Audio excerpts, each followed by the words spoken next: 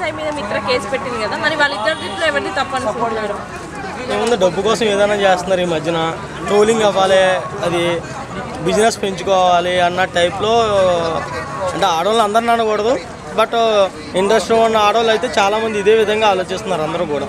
ఎందుకంటే మొన్న ప్రదీప్ మీద పెట్టారు, అంతకుముందు ఒకసారి చాలా మంది మీద పెట్టారు.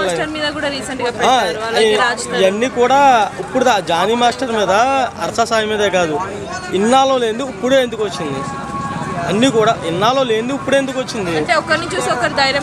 అదే ధైర్యంతోనా, ఏ ధైర్యంతోనే? డబ్బుల గురించి ఆ పనే చేయాలా? అంటే పరువు పోతుంది అనేసి వెనకాల ఉన్నారేమో, ఇప్పుడు పరువు అంటే ఏది లేదు అనేసి ముందుకు వస్తారేమో. అంటే పరువు కోసం చేసే వాళ్ళు అయితే ఎలా చేయరు కదా.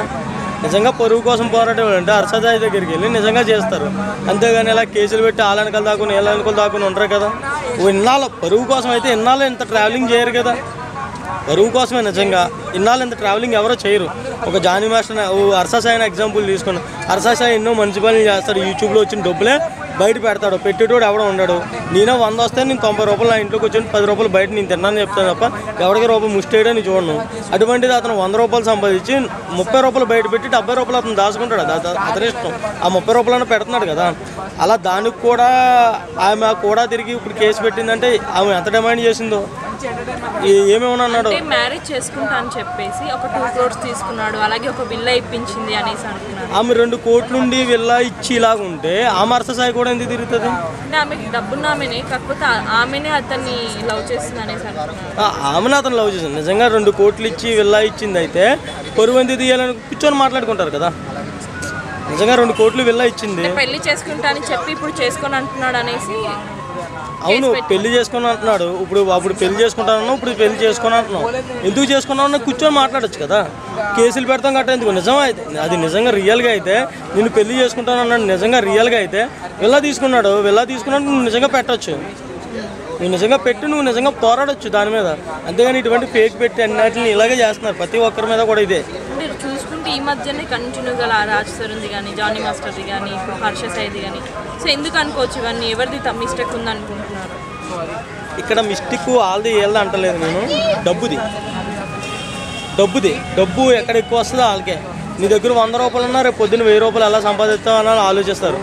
వాళ్ళకి ఎన్ని కోట్లు ఉన్నా ఇంకో 2 కోట్లు ఎక్కడ తెద్దామా, ఎవరిని నాశనం చేద్దామా అని తొక్కి మనం మొత్తం అనలేదు. అందుకే నేను స్టార్టింగ్లో చెప్పాను, మొత్తం లేడీస్ అందరిదే కాదు, ఉన్నారు ఇండస్ట్రీలో ఉన్న లేడీస్ మాత్రం చాలామంది ఎలా చేస్తున్నారు. ఇండస్ట్రీలోనే కాదు బయట కూడా ఉన్నారు. ఈ మధ్యన 2-3 కేసులు మా ఊర్లోనే జరిగినాయి. ఊరు పేషెంట్ మీద పెట్టింది, కానీ ఆ ఊరు పేషెంట్ గురించి తెలుసు కాబట్టి మార్చేశారు ఇటువంటివన్నీ. అది లేడీస్ తప్పు చేస్తున్నారు, అబ్బాయిలు తప్పు చేస్తారు, కానీ ఈ వేలు వెళ్తాం చాలా రాంగ్. అంటే ఇప్పుడు అలా తప్పు చేస్తున్నారు కదా 1 by 1 ఇలా లేడీస్ అనేవాళ్ళు ఏంటంటే ఒక ఫేమ్ ఉన్నటువంటి వ్యక్తుల మీద ఇలాంటి రాంగ్ ఎలిగేషన్స్ పెడుతున్నారు కదా, వాళ్ళకంటూ ఏదైనా చట్టం తీసుకురావాలని మీరేమన్నా అనుకుంటున్నారా? చట్టం ఏమీ లేదన్నా. నిజంగా ఇది అలా చేయలేదు అని తెలిసిందనుకో, వాళ్ళని ఏం చేయాలంటే నడి రోడ్లోనే మగాళ్ళకి ఎలా ఎన్కౌంటర్ చేస్తున్నారో వాళ్ళని కూడా అలా ఎన్కౌంటర్ చేసి పడేవాళ్ళు. అంటే ఆడవాళ్ళకి ఒక న్యాయం, మగవాళ్ళకి ఒక న్యాయం కాదు.